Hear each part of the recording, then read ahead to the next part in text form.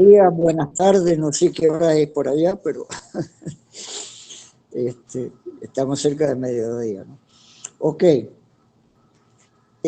hoy quería conversar con ustedes respecto a algo, digamos, que son las preguntas que muchas veces me hago, sobre todo cuando voy a dar un taller o un curso, ¿no? Quizás yo estoy muy interesado, digamos, en este momento, sobre todo con respecto a esto de edad, donde ya hay personas que dibujan, que tienen experiencia, y algunos que no tienen tanta experiencia, pero que dibujan. Entonces yo creo que el objetivo real de estas conversaciones o charlas no es tanto hablar sobre dibujo en sí, sino más vale transmitirle la experiencia que yo puedo haber adquirido con el tiempo y compartirlas con ustedes. ¿Por qué digo esto? Porque si yo dijese, bueno, voy a dar unas clases de dibujo o unas clases de pintura, estaría incurriendo en un error si yo pienso que una vez por semana, 2 horas o el tiempo que sea, es suficiente, y ustedes saben que no es así, ¿no es cierto? O sea, si yo quiero decirle a alguien que le voy a enseñar dibujo, necesito que el tipo me siga durante un año, y prácticamente todos los días para darle continuidad al trabajo. En este caso, yo creo que la cosa es un poco más abierta al aspecto de que no pretendo enseñarles dibujos, sino que, vuelvo a repetirle, transmitirle un poco la experiencia de lo que yo he logrado aprender a adquirir, o por lo menos probar y experimentar, ¿no es cierto? El primer taller, la primera charla que hicimos, evidentemente hablé sobre algo que era un poco en general. O sea, todos los dibujantes tienen que tener en cuenta, digamos, lo que es la iluminación y la percepción, y unir las dos cosas. Esto lo digo porque, vuelvo a repetirle, hay talleres, cursos, material grabado, libros que explicarían lo que es la anatomía, lo que es la perspectiva, lo que es el uso del color, los colores fríos, o sea, todo lo que es la teoría la tenemos con fácil acceso y bien hecho. Material de eso sobra. A mí más que nada me interesa decirles, contarles lo que yo he descubierto probando todas esas teorías y desarrollándolas. Entonces yo creo que hay dos etapas en el dibujo. Una primera etapa en la cual uno descubre que le gusta dibujar y quiere dibujar y se dedica a dibujar, empieza a dibujar. Generalmente, yo creo que ahí es donde está el problema. Muchas veces le dicen a uno que para dibujar uno tiene que aprender una cantidad de cosas. Entonces empiezan los cursos y los talleres. Pero ¿qué ocurre? Por ejemplo, la perspectiva. La perspectiva es algo así que a todos, por lo menos a mí, me costaba entenderla como algo importante, pues yo quería dibujar, no quería hacer perspectivas. Yo inclusive estuve estudiando en Mendoza, en la Universidad de Cuyo, y había arquitectos que daban clases de perspectiva. Y yo me acuerdo que qué fastidio, ¿no? Porque el problema, yo creo que se reduce quizás en una de esas a otra cosa, es la motivación, ¿no? Por ejemplo, si yo quiero, cuando empiezo a dominar un poco el dibujo, yo quiero un ángulo, ¿no?, en que voy a plantear una situación, un personaje o algo así. Yo quisiera que se viera algo como que el personaje está en un mundo X. Entonces ahí nos damos cuenta que necesitamos la perspectiva, porque si no tenemos la perspectiva no podemos plantear ese punto de enfoque, de ángulo, ¿no es cierto? Y cuando lo intentamos, nos damos cuenta que no, el personaje no está situado en un ambiente, sino que el ambiente no existe, o empezamos a modificar el personaje en función de lo que somos capaces de dibujar del ambiente o viceversa. Pero cuando yo quiero hacer un enfoque, y más en la dinámica que tiene el dibujo en la actualidad, que es casi cercano al cine y al video y a todo eso, yo necesito manejar la perspectiva, pero una cosa es aprender perspectiva al caletre aburrido y otra cosa es necesitar la perspectiva para expresarse. No sé si me entienden, es un poco darle un sentido a que la gente busque el conocimiento o la información porque la necesita, porque la quiere, y otra cosa es que a uno le dan la perspectiva como algo así frío y, ok, la línea de horizonte, la perspectiva, pero si no entendemos qué queremos expresar o para qué la necesitamos, se vuelve una materia tediosa. Lo mismo el color, la rueda del color, los colores, los fríos, los cálidos, la broma, qué sé yo. Ok, nos aprendemos esa teoría, pero nunca entendemos cómo aplicarla, porque primero tenemos que aprender a ver las cosas, a ver la luz, a ver los objetos, a ver los colores, a ver la atmósfera, a ver el clima, a ver el ambiente, a ver lo que queremos generar o mostrar. Entonces, ahí es donde necesitamos saber para qué queremos aprender toda esa cuestión de los colores, ¿me entiendes? Entonces, ¿qué pasa? Que a veces la forma de educación es que 40 años después descubrí, ahora me acuerdo que esto es lo que me decía el tipo ese cuando me quería enseñar las gamas de semitono. Ahora lo entiendo. Entonces yo creo que en este caso, vuelvo a repetirle, yo no les voy a dar clases de dibujo, no pretendo hacer eso, sino más vale compartir con ustedes la experiencia de cómo yo percibo un poco el mundo y cómo busco plasmarlo a través de ya sea de una técnica, de un programa, de material, del uso de los colores, la perspectiva. Porque si vamos a hablar de por ahí hacer un storyboard, entonces con más razón voy a necesitar cierto conocimiento de la perspectiva para plantear las angulaciones de cámara, por ejemplo, que en la actualidad se facilitan porque muchas veces también tenemos instrumentos dentro de una computadora que te permite trabajar ese tipo de cosas. Pero igual hay que tener un poco la unión entre la imaginación y los elementos que necesitamos para trabajar. Yo, por ejemplo, en una clase que estoy dando con un grupo de muchachos jóvenes, ¿no?, que quieren aprender a dibujar personajes y ellos de entrada empiezan a querer dibujar personajes. O sea, yo les digo, no, pero espera, para plantear un personaje primero hay que entender que nosotros necesitamos una proporción. ¿Por qué una proporción? Bueno, para no deformar un personaje, para que siempre sea el mismo personaje. Porque si cada vez que le dibujamos, lo dibujamos de una forma distinta, una proporción distinta, no hay personaje. Pero después así vamos avanzando y qué sé yo. Entonces, las poses siempre son la misma pose, pero resulta que la pose tiene que ver con el carácter del personaje, ¿no? Con definir su forma de vida, de su filosofía de vida. Pareciera exagerado, pero no es cierto. Cuando nosotros vemos a una persona entre nosotros mismos, nosotros, amigos, fulanito de tal tiene una forma de sentarse, de pararse, de moverse, tiene una forma de vestirse, tiene una forma de hablar y de expresarse, ¿me entienden? Entonces pocas veces nosotros dotamos a un personaje o un dibujo de esos elementos de juicio. Entonces, si un personaje no tiene esos elementos de juicio, es solamente un cascarón con una estructura y más nada, pero no nos dice nada. No podemos llegar a sentirlo, a quererlo, a respetarlo, a odiarlo o lo que sea, ¿me entienden?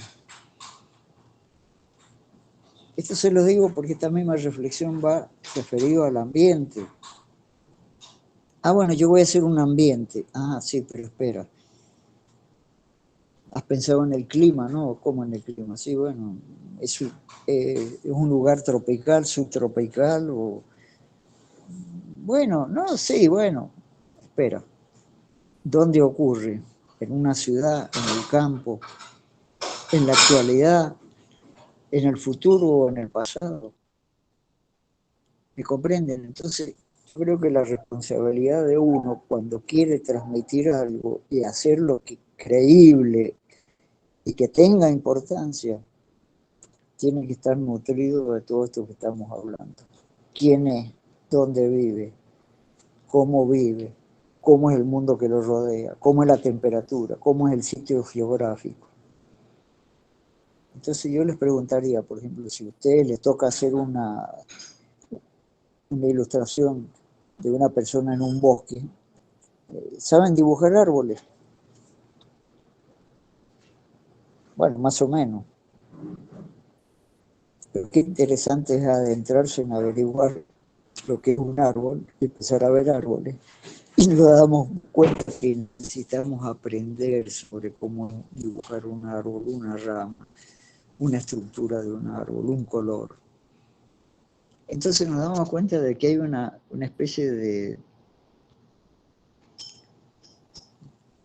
trabajo muy grande de información, de averiguación, que en la actualidad a través de los medios, la computadora y la tecnología, eso se nos pone en bandeja y a una velocidad increíble. Entonces ahora ni siquiera tenemos la excusa de decir, bueno, no encontré material de referencia. Ahora lo tenemos. Solamente tenemos que ver qué cantidad de flojera tenemos o qué cantidad de respeto por lo que queremos hacer. Y ahí se marca la diferencia entre un artista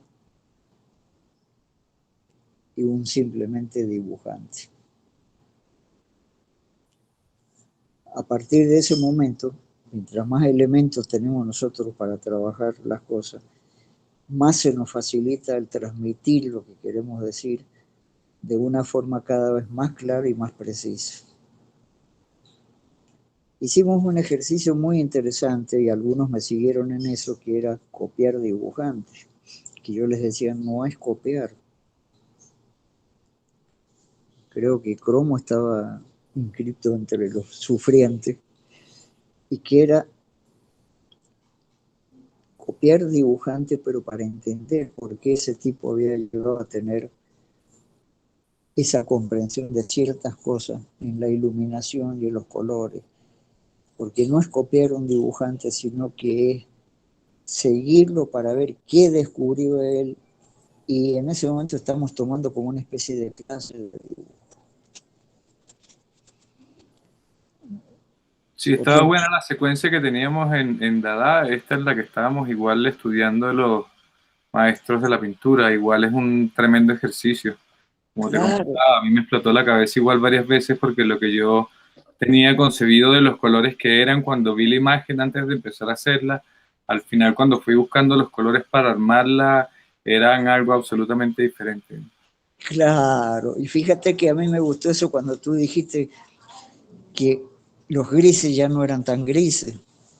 Eran acá rojos y verdes, sí, maravilloso. O sea que los que somos grises somos nosotros. Tú sabes que una vuelta leí, no sé si es cierto, que los perros ven en blanco y negro. Entonces que yo creo que debemos salir de ser perros y empezar a investigar el color, ¿no? Claro. Y también que si bien el gris en realidad no es un gris, está como ningún color es completamente saturado, también todos los colores en realidad llevan una cantidad de blanco y de negro, a no ser Claro, que sean así full, full, o sea, cuando lo pones así sin blanco y sin negro en lo absoluto, se ve casi fluorescente el color, es como irreal, es poco claro. natural en la imagen quizás. Claro, es lo que en realidad uno le llama los matices. Fíjate, por ejemplo, acá yo tengo una obra de Sargent, ¿no? Que fue uno de los referentes,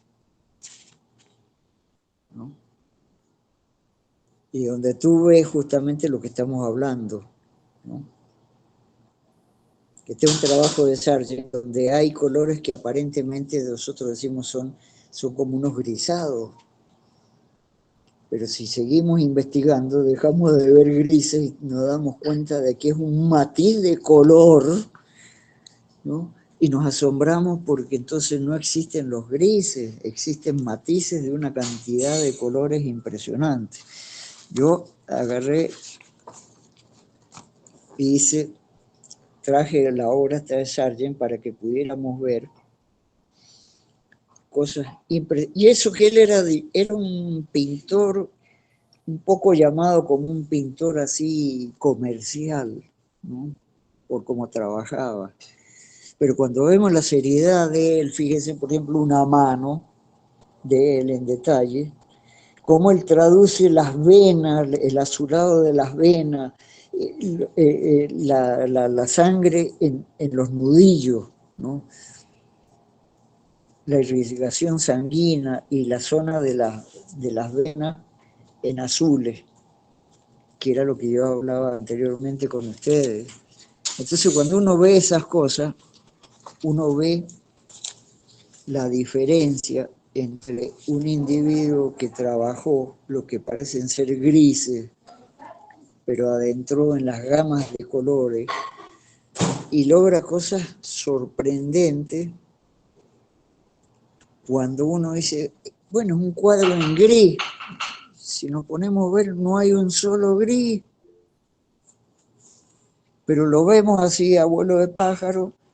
Ah, es un cuadro gris. Por favor, acá hay una cantidad de colores sutiles, muy suaves, en una combinación tan exquisita y tan sensible que yo lo veo y digo, qué desgraciado, este carajo es un marciano. ¿Ok? Y eso que es un mal llamado pintor comercial, ¿no? En una época. Acá, por ejemplo, él hizo una obra, ¿no? Pintando a Monet pintando, ¿no?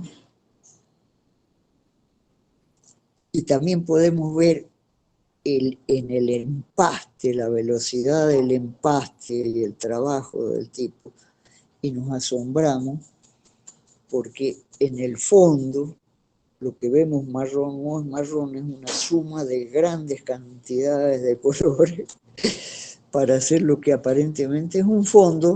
No, no es un fondo, es una capacidad de percepción monstruosa, digamos, de lo que estamos hablando. También había momentos en que él, por ejemplo, necesitaba la velocidad para expresar algo que había visto y donde el ritmo de la pincelada construía la anatomía, por ejemplo. Si ustedes pueden ver, casi pueden entender que él subió por la cara y bajó y se metió debajo de la nariz. ¿Por qué? Porque la intención de la pincelada está marcando la dirección de la anatomía, prácticamente la conformación. ¿Me comprenden? Y yo creo que ese es el disfrute de un dibujante, cuando entiende que no está dibujando una mandíbula, sino que está con el pincel, pasando el pincel arriba de una mandíbula, dándole la dirección y el sentido, que si la ponemos en otro sentido, desarticulamos el dibujo. Son cosas que no sé si me sé expresar bien, ¿no? Me parecen cosas medias locas, pero que me han alimentado a mí durante muchos años y en la actualidad estoy peleando para descubrir eso. Fíjense en la pincelada, el toque, la dirección, el color, y prácticamente casi no existen los negros donde aparentemente hay negros, ni los grises donde hay grises. Entonces, si nosotros vemos, por ejemplo, el trabajo de la ropa acá, del traje, Fíjese en la delicada gama de grises verdosos. Claro, esa es la idea. Transmitir con el trazo el sentido no solo del volumen, sino del sentido del ritmo. Entonces, si nos preocupamos solamente de la estructura, podemos llegar a hacer una estructura anatómica, pero que sea en una construcción. Exactamente, así es, Susana. Yo creo que la música, con el dibujo, por ejemplo, ustedes saben que en la música hay armonía, pero en la pintura hay armonía, en la escritura hay armonía, en la escultura hay armonía. ¿Ok? Ahora, descubrir eso nos hace ver que el dibujo es mucho más interesante. Por ejemplo, cuando ustedes ven un cuadro como este, donde ven el estudio de iluminación, es una barbaridad, ¿cierto? La iluminación que genera un espacio, que era lo que hablaba yo antes. Pocas veces se menciona que el color es importantísimo en la perspectiva, porque no es solamente la perspectiva dibujada, sino que iluminada con el color. Y los colores, si reflejan la iluminación, generan perspectiva también, ¿me entienden? Y yo creo que eso es parte de lo que tenemos que intentar, por lo menos yo lo intento, y vemos en las obras de otros artistas que yo he seleccionado acá, lo que significa a veces, como en este caso de Toulouse-Lautrec, un apunte hecho como con un desenfado, ¿no es cierto? No es la obra terminada, sino que es una búsqueda de una expresividad del tipo. Pero me sorprende la velocidad del trazo, la soltura. Yo siento que él estaba acá jugando con el pincel y que no podía detenerlo, ¿no es cierto? Los detalles de esa cara, fíjense cómo está tratado eso.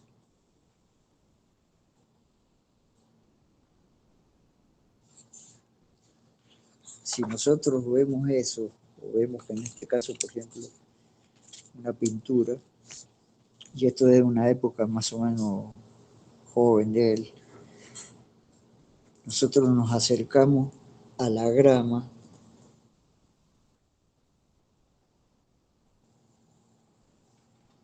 y vemos un trabajo, un empaste, donde el ritmo de la pincelada genera el movimiento de la grama.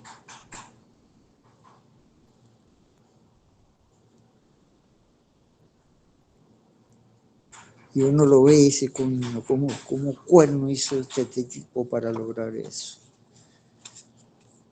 Acá, por ejemplo, vamos a la cuestión que estamos hablando del color, de los grises, el no tener miedo para aplicar el color. Fíjese esa cara cómo está trabajada. Donde hay un empaste donde los marrones los cubre con amarillos y después le pone azules. Entonces va logrando lo que estamos hablando, la iluminación, la percepción delicadísima de lo que es la iluminación. Entonces cuando vemos la obra en general, decimos qué animal, ¿no? Qué bárbaro. Fíjense en acá la fuerza y el carácter de la textura para lograr en este retrato. El empaste casi es como que agarró una argamasa de luz y se la puso en la cara. Es tiza eso. ¿Cómo? No, Es tiza. Se esto la es carbó. óleo. Esto es Óleo. óleo. Óleo, sí señor. Óleo Seco. sobre un cartón marrón que él tenía, una base marrón. Es óleo.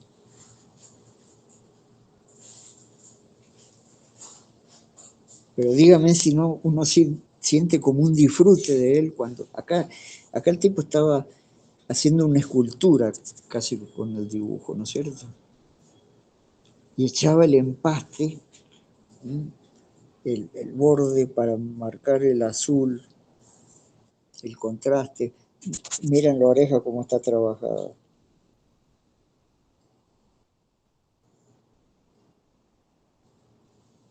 Ahora, todo esto es porque yo me imagino que los ojos de él estaban adiestrados para ver eso, ¿me entienden? Que es lo que yo muchas veces les digo. Si aprendemos a ver, vamos a disfrutar lo que hacemos. ¿Por qué? Porque lo vamos a sufrir. Miren este portento de boceto.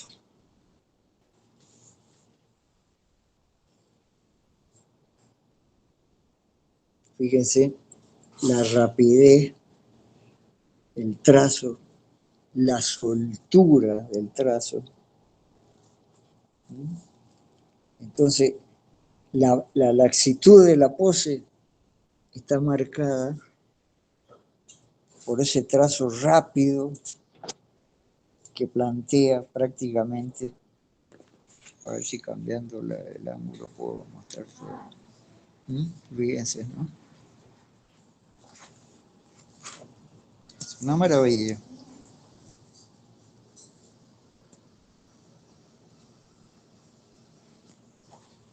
Yo acá veo que en el trazo de él lograba el cuerpo recostado, la laxitud,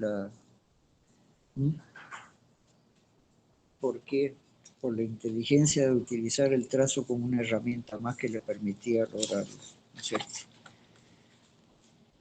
Acá tenemos un ejemplo, por ejemplo, de lo que hablamos cuando hablamos de los grises.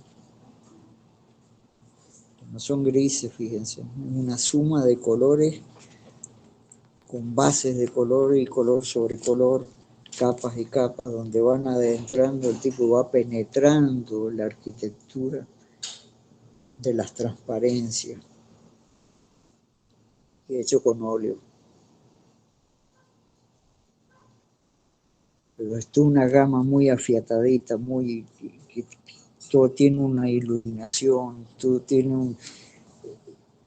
Es impresionante, observen los detalles, ¿no?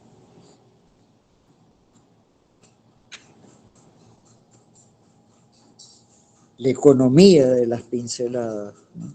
Ahí está la maestría de un individuo que sabe lo que estaba haciendo, ¿no es cierto?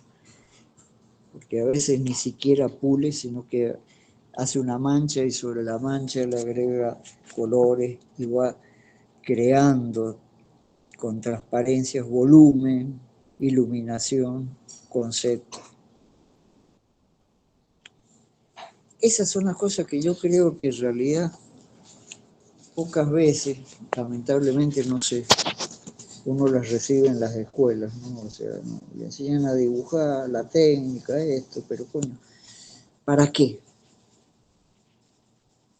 ¿Para qué quiero la técnica? ¿Para qué quiero saber? ¿Para qué? Otra cosa cuando uno dice, voy a poner un clavo, bueno, necesito un martillo, pues. Pues si yo te regalo un clavo y no un martillo o un clavo y no sabes qué vas a hacer con eso, ok, lo dejas ahí, punto. Pero cuando lo necesitas para ponerlo y soportar algo o construir algo, empieza a tener sentido. Entonces yo creo que en el dibujo pasa lo mismo, ¿me entienden? Fíjense la rapidez y el ritmo que tiene el dibujo. Por eso hay que, eso de ir cuidando la línea, no hay que cuidar la línea, hay que dejar caer la línea. Hay que ser un poquito más audaz. Y si no nos gusta, va otra encima. ¿Cuál es el problema de que hayan 3, 4, 5 líneas? Si esa suma de líneas empieza a darle un carácter al dibujo, empieza a darle una forma y un volumen. No, no hay que tenerle miedo a la línea, lo que hay que tener miedo es a uno mismo, ¿no?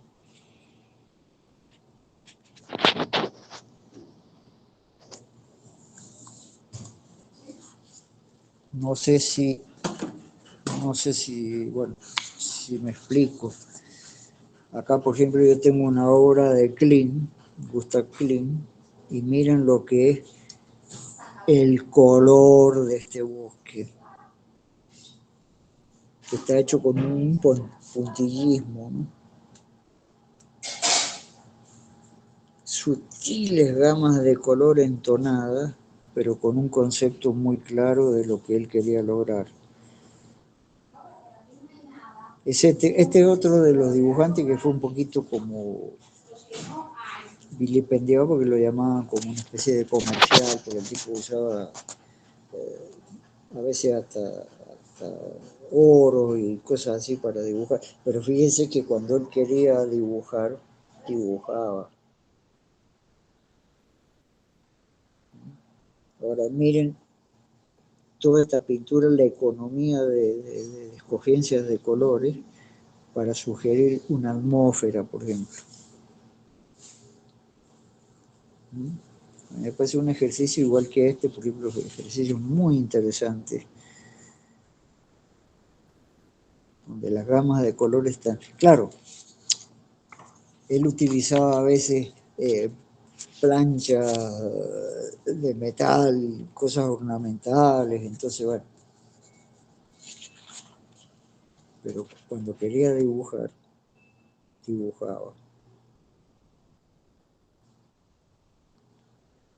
Y tenía las manos de Klimt, por ejemplo, a mí me parece una belleza, ¿no? Unas manos súper expresivas.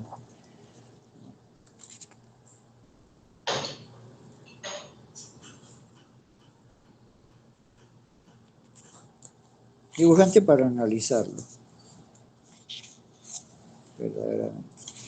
Y que tenía un estilo un poco decorativo, que sí, pero saben una cosa, en la actualidad, por ejemplo, ya ahora el purismo desaparece cuando aparecen técnicas, entonces alguien dice, ah, bueno, pero está hecho en una computadora, entonces no es arte.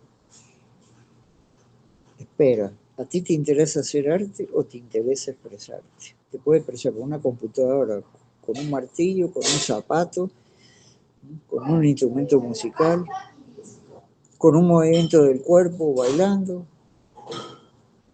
Entonces, en la actualidad hay algo interesante que está pasando, que se está desmistificando el arte, porque en muchos casos yo creo que el arte se transformó en simplemente una especie de estamento así de cultura, ¿no es cierto? El que no entiende el arte, pobrecito, ¿no? Y el arte no hay que entenderlo, ¿no? Yo creo que hay que apreciarlo y el que lo ejecuta tiene que vivirlo. Lo demás es la parte comercial, económica, que bueno, aparecen los críticos de arte, los gurús del arte y todas esas cosas, ¿no?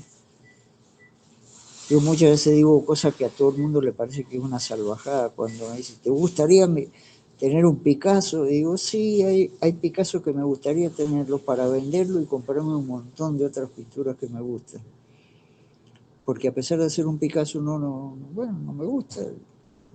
Ahora, me gustaría tener un dibujo de Picasso. Los dibujos de Picasso en línea, por ejemplo, a mí me parecían una cosa bellísima, ¿no? Una cosa muy especial.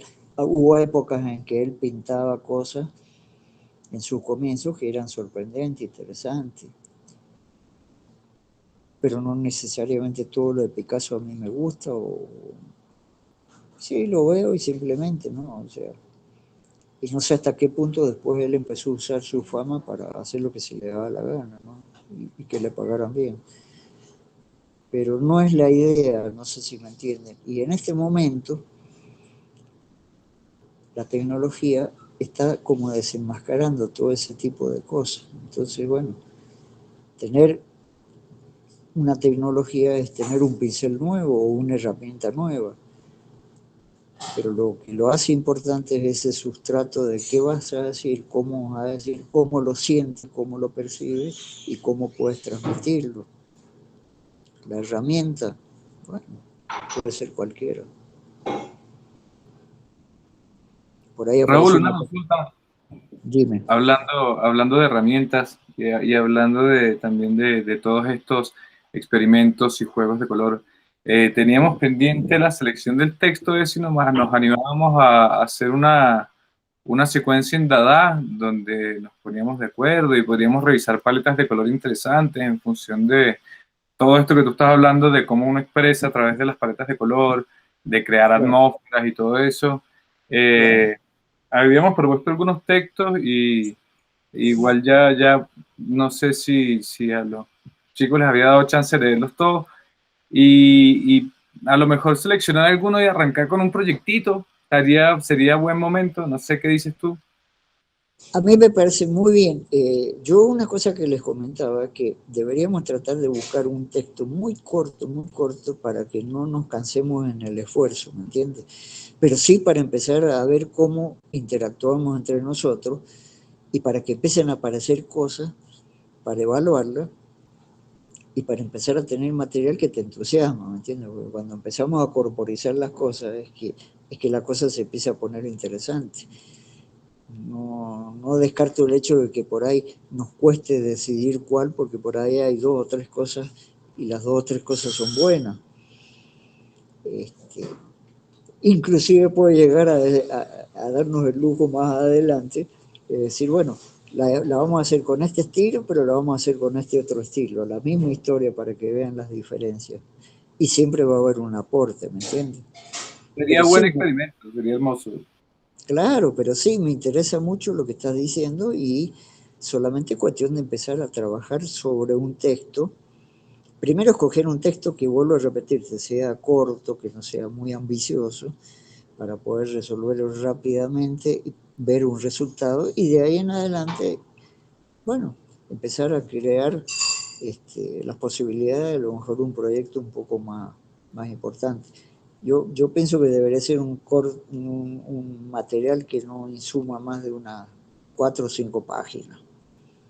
No una historia de 50 páginas, 4 o 5 páginas y se cuente una historia.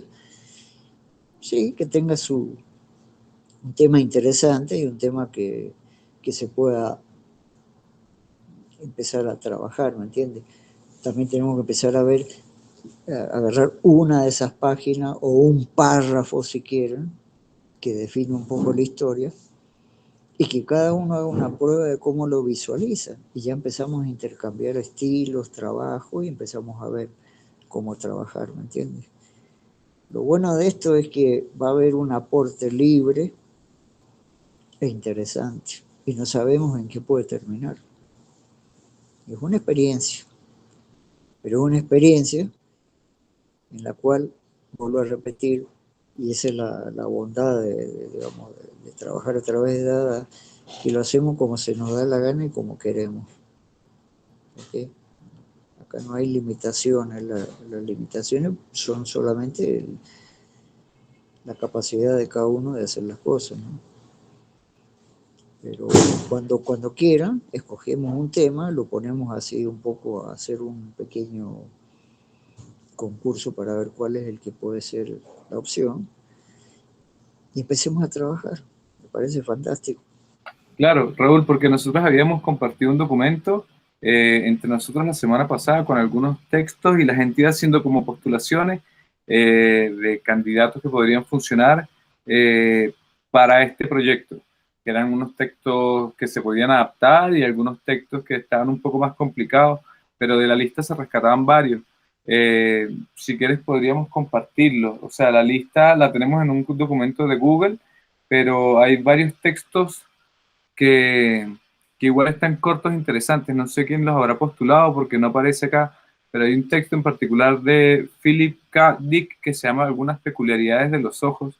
No sé si los chicos acá en el chat les habrá dado chance de leerla, que en lo personal me parece un buen candidato porque es bastante visual, bastante descriptivo, no es un texto muy largo, es adaptable, se le pueden recortar partes. Ok, Eh, si quieren les podría perfecto. compartir el link acá en el chat. Eh, Te voy a confesar algo, Cromo. Cuéntame. Yo, en sí, muchas veces no he querido opinar al respecto de eso porque un poco como que me inhibo por el hecho de que yo hice la propuesta de la cuestión y no quisiera que se tome que, mira, Raúl opina, ¿me entiendes? O sea, como dicen, en un concurso de pintura no puede ser juez uno de los expositores. Entonces, yo dije, bueno, escojan el tema y a mí me parece importante que yo trabaje sobre un tema escogido también, ¿entiendes? Entonces, en este caso, no es que quiera sacudirme la responsabilidad de escoger un tema, pero sí lo dejaría librado un poco al concurso de ustedes, ¿me entienden?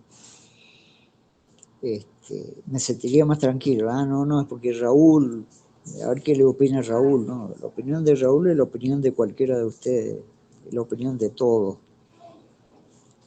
Pero para obviar la posibilidad de que yo sea el que tome una decisión, bueno, si ustedes quieren hacemos eso, busquen un tema, si hay un consenso, perfecto, trabajamos sobre ese proyecto. No sé qué les parece.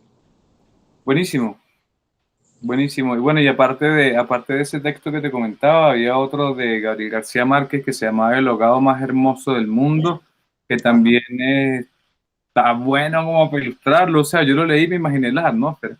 Si claro, quieren, les pongo los dos links acá en el chat y, perfecto. y les da chance de Perfecto. leerlo, no sé, para la siguiente junta o para otro momento, o simplemente empezar ¿Cómo? en Dada, ¿Cómo? empezar en Dada como secuencias alternativas de cómo podría ser la estética, la luz, los colores, para ir corrigiendo cosas o comentando cosas, teniendo como un feedback de las paletas de color o de la estética de los personajes, o no sé si empezamos en Dada directamente y vemos para dónde agarra, o Claro, concretamos de una vez. claro, podemos hacer una cosa, por ejemplo, y eso es bueno, porque teniendo a Dada, leemos y cada uno hace un dibujo sobre lo que leyó, por ejemplo, una buena idea. Entonces, al hacer un dibujo sobre lo que leyó, todo lo demás, digo, uy, esto encaja más, creo que esto es lo que más lo representa. Y así vamos escogiendo, ¿me entiendes?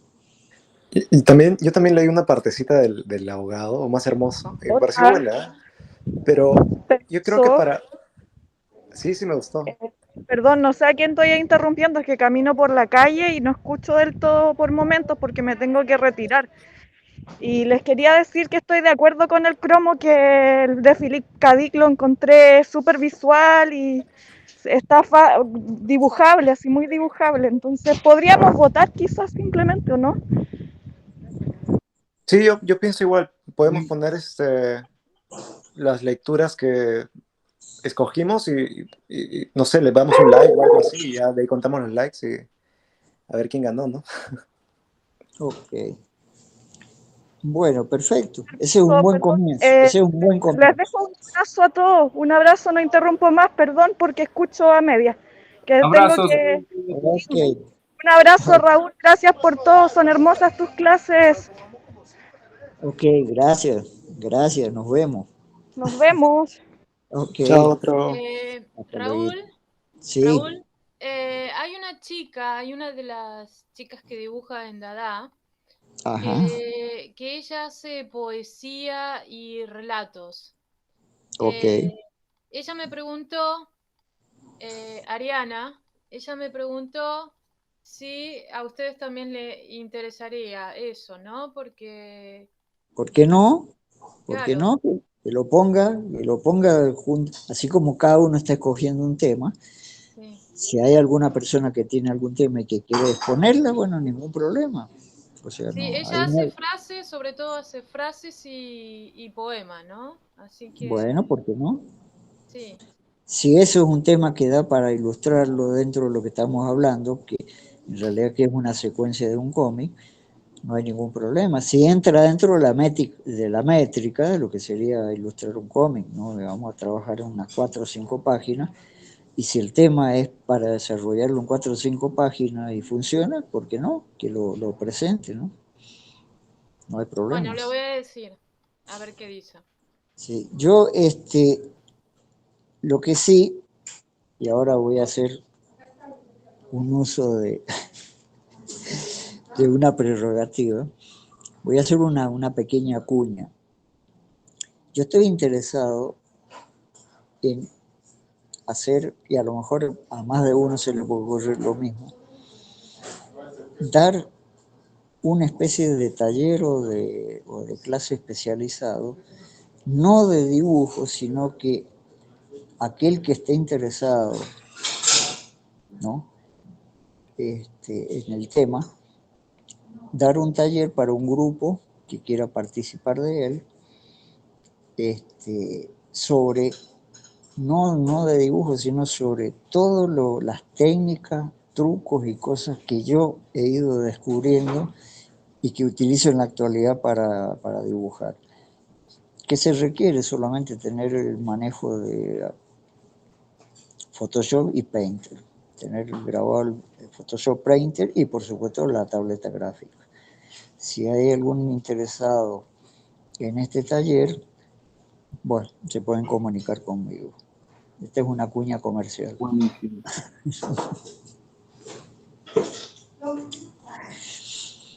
Ok, volviendo al tema, si ya se escoge un tema determinado por consenso, podemos hacer como hablamos, empezar a hacer ilustraciones en Dada de cómo cada uno visualiza el tema.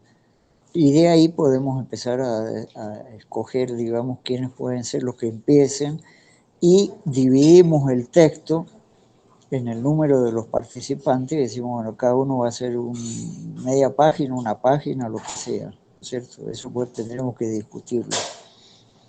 O iniciar el proyecto a lo mejor con un grupo de 3 o 4 y después, si hay más, hablar de que más adelante se van a hacer proyectos más ambiciosos donde puede participar más gente, ¿me entiendes? Yo creo que tenemos que inventar un poco el sistema con que vamos a hacer esto. Una cosa experimental y solamente está la idea suelta y bueno, la iremos conformando y configurando a través del trabajo. ¿Qué les parece? Maravilloso, me parece bueno arrancar de alguna manera, Raúl, en lo personal. Publiqué aquí en los comentarios de la llamada el link de Google Doc con los candidatos que habían puesto para la lectura. Hay unos que son bastante largos, pero hay unos bastante interesantes también. Ahí, bueno, nada, le voy a hacer una columna también más tarde al lado para si alguien quiere poner una X por algún candidato y no sé, para la siguiente reunión, la que tenga más X, empezamos con eso. Ok, perfecto, ¿cómo no? Y me parece interesante que ya se empiece a trabajar para que no se enfríe el entusiasmo. Tú sabes que una cosa cuando pasan 10, 15 días, 20 días o un mes, se va enfriando. Entonces, como dicen, hay que machacar sobre caliente, ¿no? O sea, si en este Claro, momento tenemos una idea, tenemos que empezar a trabajar. Y después veremos cómo vamos enrumbando la cosa y cómo la vamos definiendo. buenísimo. ¿Ok? Yo estoy totalmente de acuerdo. Igual yo, me parece bien, perfecto. Ok. Bueno, espero que lo que he conversado hoy vaya aclarando lo que sí me interesaba comunicar y era lo que les decía. No quiero dar clases de dibujo, ni pretendo dar clases de dibujo. Solamente contar las experiencias que yo he tenido, lo que he hecho en el transcurso de casi 40 y pico de años y transmitir un poco, digamos, lo que considero que para mí ha sido el dibujo y la pintura y conversarlo con ustedes. Entonces, lo digo porque a lo mejor algunos piensan que voy a dar clases de dibujo, voy a enseñar dibujo, no se trata de eso. La cuñita que les di anteriormente es para alguno que quiera realmente me llame y me diga, bueno, Raúl, yo quiero tomar tu taller. Eso es otra cosa. Es referido más que nada a los trucos, técnicas y cosas que yo aplico y que a lo mejor una persona que ya tiene su nivel de dibujo y su cosa y dice, bueno, yo quiero, a ver, investigar. Es decir, a mí me gustaría, por ejemplo, ver cómo trabaja Richard Cohen, o cómo trabaja Richard Corben, o cómo trabaja Manara, o cómo trabaja, ¿no? Porque a ver cómo él utiliza los materiales y todo eso, ¿entiendes? Entonces, esto que les estoy ofreciendo es una cosa que, si hay algún interesado, bueno, se comunica conmigo, dijo. Yo estoy... Sí, respecto a esto otro de la charla, también es importante que se entienda que a lo mejor, así como yo estoy hablando de una cantidad de elementos de juicio personal, si en algún momento en estas conversaciones alguien quiere intervenir para mostrar algo que también ha descubierto, o que ha sido importante, o que ha recibido de alguien, ¿no? Y ha entendido, que lo exponga también, para enriquecer esta cuestión, ¿me entienden? Para que sea una cosa de que un intercambio de experiencia, de aprendizaje, de técnica, o si por ahí alguien, quiero que vean mi dibujante que he descubierto, bueno, lo vamos a ver todo. Hay, por ejemplo, respecto a eso hay un mundo que podemos explorar. Yo todos los días descubro dibujantes nuevos. Yo, por ejemplo, le quería mencionar a ustedes una cantidad de nombres de dibujantes que muchos de ellos los pueden haber conocido y otros no. Sobre todo dibujantes que para mí son excepcionales, para mí personalmente, y que a lo mejor lo podemos descubrir. Yo en una ocasión le puse cosas de esa pintora que se llama Kate Colowitz, que me parece una dibujanta extraordinaria, por ejemplo, ¿no? También hemos hablado acá en este caso de Sargent, ¿no? Algunos no lo conocen, pero sí pueden conocer un Monet o un pintor como él. Hablando de Monet también, yo quería mostrarles unas cosas que yo tengo de él, que es un libro sobre los apuntes que él hizo, porque él hizo primero un jardín y cuando terminó de hacer el jardín, con su lago con nenúfares y plantas y water lily, que le llama, los lirios de agua y qué sé yo, se dedicó después a pintarlo, ¿no? Y precisamente incursionó en el hecho de que es sorprendente el uso del color también en él y las gamas de colores, donde los cuadros de él son impresionantes en cuanto al uso del empaste y las gamas de colores.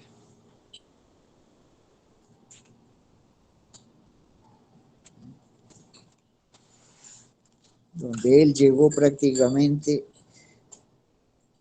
a transmitir a través de manchas de colores que en la distancia se transforman, digamos, en una imagen, ¿no es cierto? Pero si nos acercamos al empaste, es casi como una abstracción de color, pero con una calidad impresionante de percepción de la luz, del color y todo eso. Acá podemos ver, por ejemplo, la capacidad de él para usar el color. Este es un libro que yo quiero mucho, que tengo de él, donde hay imágenes de pinturas muy grandes de él. Un libro muy especial para mí, ¿no? Donde podemos ver todo esto que estamos conversando, que estamos hablando, ¿no? Son láminas donde trabaja por ahí el color con una delicadeza impresionante, pero que son prácticamente casi abstracciones a través de manchas del color. Este es un libro muy especial, como ustedes pueden ver, las hojas se abren y tenemos una panorámica de una pintura que él hizo, que es un muro como de 15 metros de largo por 3 o 4 metros de alto. Las pinturas que él hacía que eran impresionantes. Y creo que algunas eran periféricas, era una pintura que no era plana, un rectángulo plano, sino tenía unas en el salón ovalado del Orangerie, que claro, la pared es curva y la pintura Claro, la curva, claro. y como que Claro, la sensación es de estar hundido en la pintura, es hermosísimo. claro, ahora imagínate esto que les estoy mostrando del alto de una pared, ¿no? Este libro para mí es una pequeña joya que yo conseguí hace tiempo, pero si nos acercamos, miren lo que era una flor para él, ¿no? A ese tamaño. Observen el empaste, ¿no? Casi, casi con una abstracción, claro. Cuando nos alejamos podemos ver la obra, pero si nos acercamos y vemos el empaste, parecen como trazos simplemente, como grafismos, ¿no? No hay nada definido.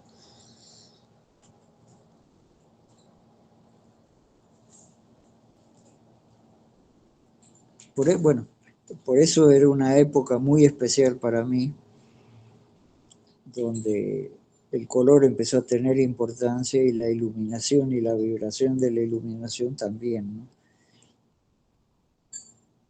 Por eso yo cada vez más aprecio a Van Gogh, a Toulouse-Lautrec, ¿no? Son tipos para mí muy especiales, con una capacidad y una sensibilidad muy especial, ¿no? Las obras de este hombre son impresionantes, ¿no? Y son tamaños gigantescos de paredes enteras pintadas.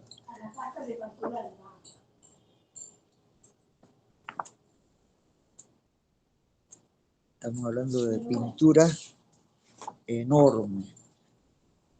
Voy a ver si por acá. Bueno, acá pueden ver, por ejemplo, lo pueden ver a él trabajando en una de las pinturas. Ahí se pueden dar cuenta del tamaño de la obra.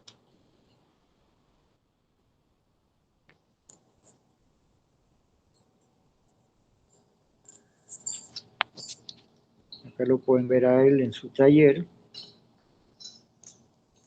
y el tamaño de la obra.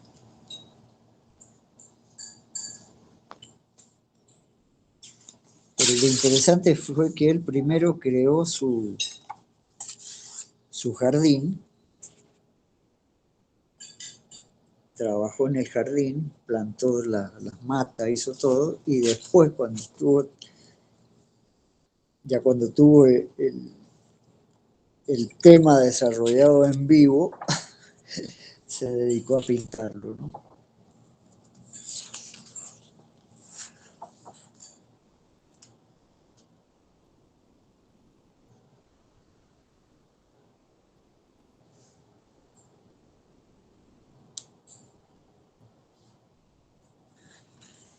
Y no solo se dedicó a pintarlo, sino que además lo pintó en la mañana, en la tarde y al atardecer y casi en la noche, para ver cómo el comportamiento de las horas del día le daban una gama distinta de colores a todo lo que eran los reflejos en el agua, el cielo,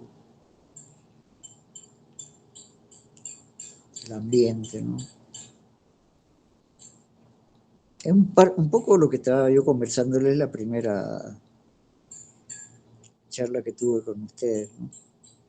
¿Qué significa la luz? Y entender a través de la luz la forma, el volumen, el color y todo eso. Bueno, espero que la charla les haya agradado y bueno, nos veríamos entonces el próximo miércoles y ojalá en el transcurso de aquí hasta el miércoles tengamos la información del texto para empezar a trabajar con el proyecto del cómic. Ya, Raúl, nosotros habíamos cuadrado reunión cada 2 semanas, pero si te interesa hacer una reunión el miércoles que viene, ya dejémoslo con una semana nada más para no retrasarnos tanto. Si Si se te puede parece hacer, que lo dejamos el miércoles de la semana que viene, sí, decide tú. Si tú no tienes problema, en sí, realidad yo creo que tampoco tenemos para qué tomarnos 15 días para elegir un texto. claro, Igual, porque comentabas tú, claro, disculpa, yo pienso que cada 15 días es mucho tiempo, sí, nos dormimos. claro, claro. Yo estoy de acuerdo en eso, o sea, a mí me gustaría darle un poquito más de continuidad para no perder el ritmo, ¿no es cierto? Maravilloso. Entonces la semana que viene podemos hacer eso, dejar la clase para el miércoles. Bueno, la clase, nuestra reunión para el miércoles, definir el Ok. texto y si quieres podemos llegar también con eso, con artistas que conozcamos, que queramos compartir para Perfecto. hacer un compartir artístico de referencia. Igual sería maravilloso para Perfecto. ir agrandando los horizontes también de, Claro, a la claro. hora de conocer ilustradores, pintores. Siempre es bueno este espacio así como para compartir esos datos. Claro, yo en estos días, fíjate que he descubierto una cantidad de dibujantes sorprendentes. Bueno, lo que pasa es que he encontrado dibujantes, he encontrado animadores, porque yo trabajé mucho tiempo en animación también y estoy viendo en la actualidad cosas que se están haciendo en animación e inclusive en stop motion. Y es sorprendente, ¿no? Porque hay que entender que antes, por ejemplo, a lo mejor habían 20 pintores en el mundo. Ahora hay 200.000 pintores en el mundo. Y hay algunos desconocidos que si no fuera por la tecnología nunca nos enteraríamos que existen, ¿me entiendes? Pero entonces ahora hay una cantidad monstruosa de grandes talentos que están enriqueciendo diariamente, digamos, la pintura, el dibujo y todo eso, ¿no?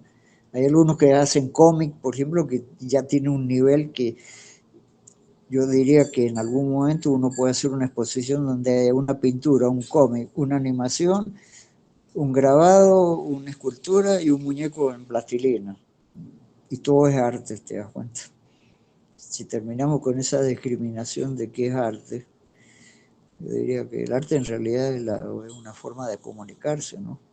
Y todas estas formas para mí son iguales e invaluables.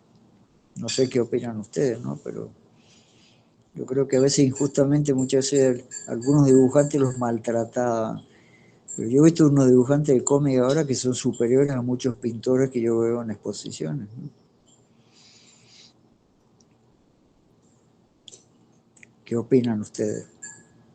Bueno, en lo personal yo estoy completamente de acuerdo. También hay bastantes maneras expresivas que como que subliman sentimientos que podrían calificarse como arte, pero también tratar de definir el arte por lo que muestran las galerías es una pérdida de tiempo. También varias veces uno va al museo y dice, no, los artistas, y cuando entra así como ya, bueno, es re complicada la definición, pero mientras haya como una expresión de algo de sentimiento, de emociones, igual va como hacia el mismo lado de lo que sería el arte, ¿no? Claro, lo que pasa es que también se utilizó, digamos, con un fin premeditado comercial, te das cuenta. Ah, eso no es arte. Eso no. Claro, Entonces, lógicamente se estaba defendiendo una cuestión económica más que una cuestión realmente, básicamente, que es importante, que es la comunicación de algo o el medio con el que alguien se comunica con el resto de la gente, ¿me entiendes? Yo te diría que va a llegar un momento que a lo mejor tú no... Bueno, vamos a hacer una exposición de comida, ¿me entiendes? Y es igual que una exposición de pintura. O vamos a hacer una exposición de, qué sé yo, de jardinería o de lo que sea. O sea, todas son manifestaciones del ser humano, ¿no? Y yo creo que hay que desmitificar la idea esa de que el arte como que es algo así sacro, y no lo es. Pero en la actualidad, a través de la tecnología y todo esto que está pasando, con más razón, tenemos que abrirnos, digamos, a todas las formas de expresión y a todas las formas de opinión o de sensibilidad de expresión, ¿no? Raúl, También para mí tenemos, el arte es un idioma universal. O sea, con una claro, imagen no es necesario, bueno, todo el mundo sabe, ¿no? Lo que es una imagen, entonces no se yo creo que hay necesita que nada. desmistificar, claro, hay que desmistificar el arte, ¿me entiendes? O sea, que es algo así como que es algo, el que no lo entiende porque es un bruto, ¿no? No, el que no lo entiende, el que no lo siente, el que no lo ve, tiene tanto derecho como el que sabe de arte, ¿me entiendes? Pero se ha hecho una cuestión como de todo, de todas las cosas, con un fin determinado, ¿te das cuenta? Yo la otra vez oí la opinión de una curadora europea, que está considerada como una de las grandes curadoras que hay, ¿no? Y que ha trabajado para los grandes museos en exposiciones. Y ella dijo que se retiraba un poco cansada de esa cuestión de justamente de la manipulación, ¿no? Y de ver cómo se tergiversaba realmente la obra de la gente para transformarla en arte o no, de acuerdo a la conveniencia. ¿Te das cuenta? La tipa un poco salía fastidiada y decía, bueno, ¿hasta cuándo vamos a seguir viviendo de 4 pintores que se murieron hace 500 años y de los cuales ya se ha, bueno, ganado dinero en cantidades bestiales, ¿no? Y en este momento resulta que hay una cantidad de artistas muy buenos, desconocidos, y que no se le ha dado cabida en el mundo del arte, ¿no? Y ella lo dice, y es cierto.